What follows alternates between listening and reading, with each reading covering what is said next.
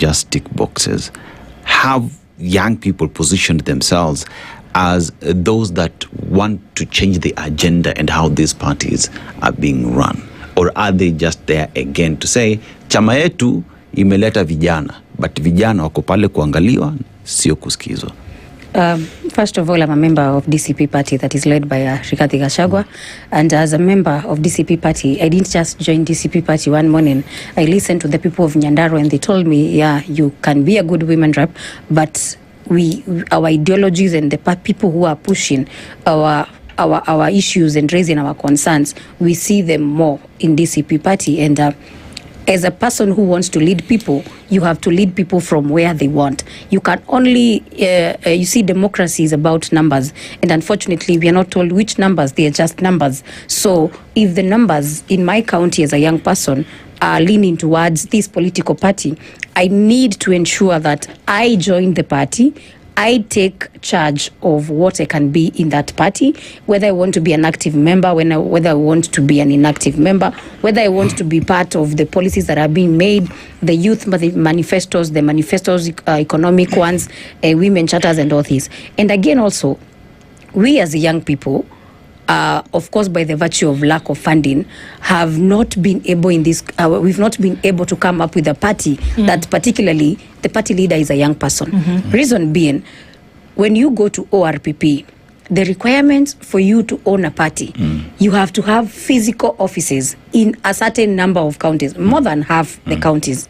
Before they give you that certificate, the financial cost that you're supposed to undergo as a group, the young people cannot afford that. Number two, ORPP has regulations that you just can't have a party of young people. You need to have the old agenda. So meaning, even in your NEC membership, in your other secretariat, you have to balance between the old, the young, and everybody. So it means even if a young person was to have a party, they have to still incorporate the older generation. They have to still incorporate different categories of people. But what I'm trying to, as a young person, do, because we will not always be there to say we don't have funding. Tomorrow we will have funding. Tomorrow we will be party leaders. What I think we need to make the Kenyan voter and the political space in Kenya understand is that we need to move away from having to have vehicles every other election. We need to try upgrade ourselves to the global way of doing politics, where you stand up for something. Today, when we talk of Democrats and Republicans, we know what they stand for. We don't even need to ask the person who is going to be voted for as a Republican what they'll stand for in terms of economy, what they'll stand for in terms of social policies. We don't need to ask. We know what those we know that side, what it stands for. They can only come in to voice, but the ideology is already there. It has a very strong foundation. So you either implement that or you get out and somebody else comes and implements. But unfortunately, the system that we have in the African countries, our ideologies have a timeline of a certain period. You know, what we stood for right now. Me, I was part of Azimio government that we tried having Baba as a president.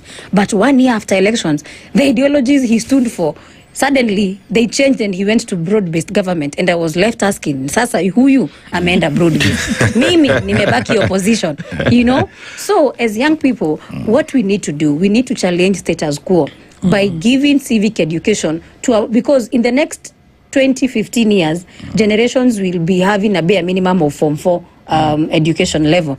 So they'll be able to, we will no longer be talking about civic education in Kikuyu language, in Kisii, in Luo language. We'll be having at least a bare minimum of understanding how to read and write and understand what we need as a nation.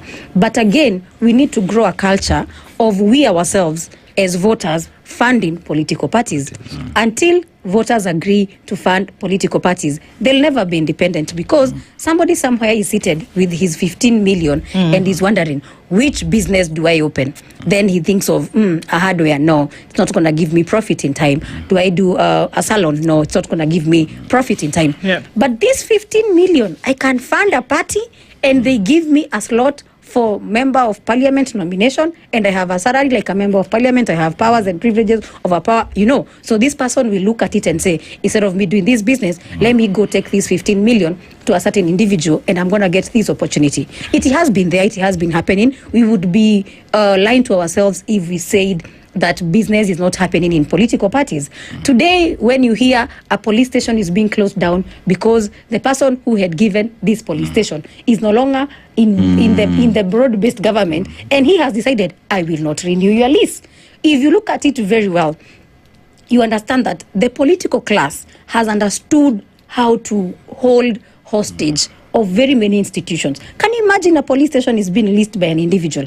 We are yet now to hear, mimi nimechukua Land Cruiser yangu, nitakuwa nabeba nayo mboga. You know, so what we are talking as Kenyans, we need to ensure that the voter again takes the responsibilities. And because you see, when Obama was doing campaigns, we saw the $1 campaign.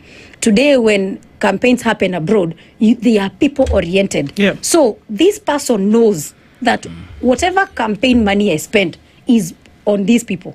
The Republicans fund their people. So these people go there with a lot of responsibility. Today, when we look at those global politics, I look at a woman who is called Kimi, and they say, if Kenyans would take it up upon themselves to bring in this culture of making sure that our institutions are independent. Because if I fund a political party, I am going to demand for what I want. And chances are, a young person who did not give the money, a young person who did not give products to that party, will have to be compromised. And that is why, as young people, we need to be open to understanding that these systems are very deeply rooted, that we cannot just wake up and fix them today.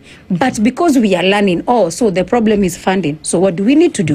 We need to give civic education to the voter to fund. When the voter funds, a party is able to tell you. Because today, I will tell you, today, even if you are a murderer, even if you are a wash person, you walk into a political party with your 200 million, I am telling you tomorrow, you will have your seat placed to the VIP section and you will be treated with so much respect than a young person. So there's a lot of work to do then. There's a lot of work to do, I agree. Because that I agree. The system is corrupted.